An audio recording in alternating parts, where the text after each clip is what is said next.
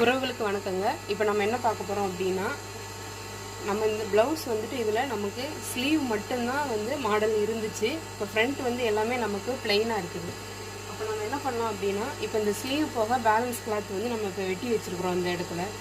இதை வந்துட்டு சில பேர் பேக்கில் இடுப்பு கொடுப்பாங்க, சில பேர் நெக்கு கொடுப்பாங்க. நம்ம அந்தமாரி கொடுக்காம கைக்கு மட்டும் மாடல் இருக்கு இல்லையா, இப்போ இதை வந்து நம்ம ஃப்ரண்ட்டில் இந்தமாரி கொடுத்துட்டோம் அப்படின்னா ஃப்ரண்ட்டுமே நமக்கு இந்த இடம் கரெக்டாக ஷோல்டர்கிட்ட பார்க்கும்போது அவ்வளோ லுக்காக இருக்கும். இது எப்படி தைக்கலான்னு பார்க்கலாம். ஏன்னா இது நான் வந்து ஆல்ரெடி ஒருத்தவங்க தைச்சி கொடுத்தேன், செம்ம லுக்காக இருக்குது. இப்போ இன்னொரு கஸ்டமருக்கும் இந்த மாதிரி தான் தைக்க போகிறேன். இப்போ ஸ்லீவ் போக பேலன்ஸ் இருக்க கிளாத்தில் நம்ம என்ன மாரி மாடல் கொண்டு வரலாம் அப்படிங்கிறது தான். வாங்க பார்க்கலாம்.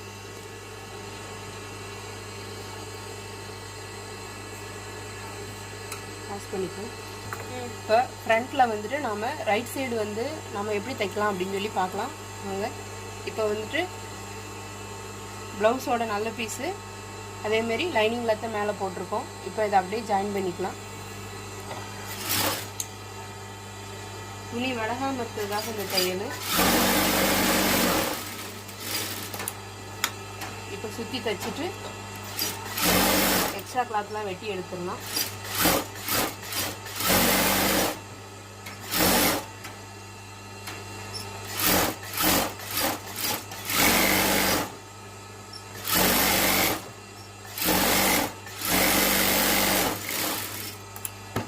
இப்போ தைச்சாச்சு. இதில் இருக்க எக்ஸ்ட்ரா கிளாத்லாம் வெட்டி எடுத்துக்கிறோம். பாஸ் பண்ணிடுறேன். வெட்டி எடுத்தாச்சு. இதுக்கப்புறம் நம்ம என்ன செய்ய போகிறோம் அப்படின்னா, டிசைனுக்காக இந்த துணியை நம்ம அப்படியே போட்டுட்டு இதில் பதிக்க போகிறோம். அப்போ தான் நமக்கு என்ன ஆகும் அப்படின்னா, இந்த இடத்துலையும் நமக்கு மாடல் இருக்கிற மாரி ஃபீல் ஆகும். வாங்க.